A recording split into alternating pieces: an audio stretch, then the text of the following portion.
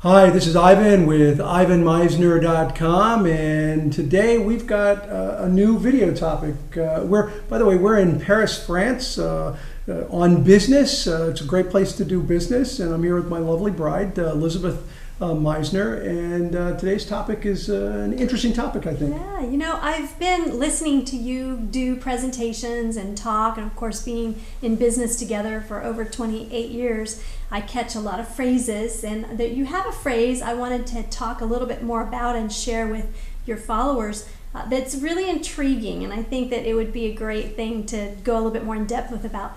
You talk often about treating loyalty like royalty. What do you mean by that when you say it? Yeah, I think when you have people who have been loyal to you in one way or another, and so I kind of apply this in two different settings. One is employees, people who have worked for me for a long time and have done a good job for a long time. You got to treat them like royalty. You got to respect their commitment and how long they've been in. And I've even seen sometimes people that maybe weren't quite at their top of their game anymore, but they've been with you and loyal and worked hard for many years, and it's important to give them an environment where they can succeed, because you got to treat that loyalty like royalty. There's something special about that long-term commitment, but also about using business services, people that you may hire to do work.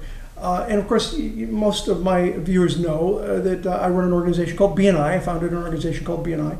And I think people who join BNI, I think I, as the founder, have an obligation to be loyal to those people who have joined the organization and to use their services. And that's what I mean by treat loyalty like royalty. Now, in doing that and honoring that loyalty with the business providers, often we have the opportunity to do business with people who maybe aren't the lowest in the bid, or perhaps they're not the closest and most convenient for us to go to, but because they're doing business with us, we feel obligated to walk the talk.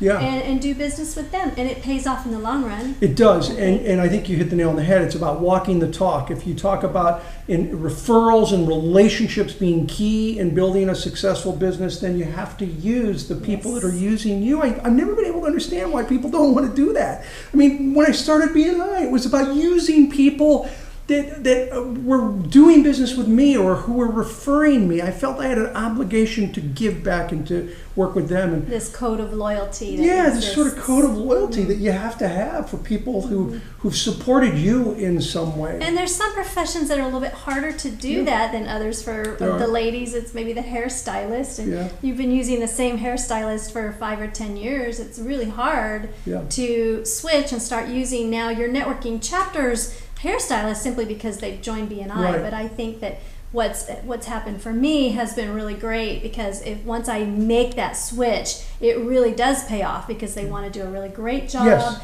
They're able then to reciprocate and send business my way. It's really great. And you also said that sometimes people are further away that we might use, or they might even be more money. And we've used people that were more money. They weren't the cheapest. But let me tell you something. I think the payoffs, you said oftentimes there's payoff, and the payoff is that these people, that loyalty means they want to do a good job for you.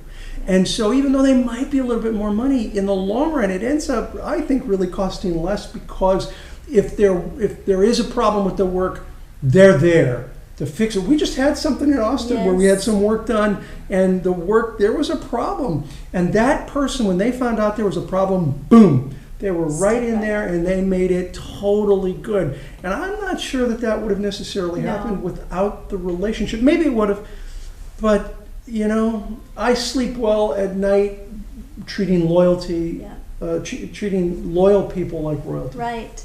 And they do go above and beyond. And I mean to tell you, like if you use the example of the hairstylist, if they don't have an appointment on their book that day, because you're in that type of a relationship, they stay later for you. Where with my regular girl that I maybe had gone to for 10 years, I didn't see that happening. No. So listen, if you're watching this, I'd love to hear some of your experiences that you've had where you've worked with someone, you've been loyal to them, and you've treated them well, and how it has paid off.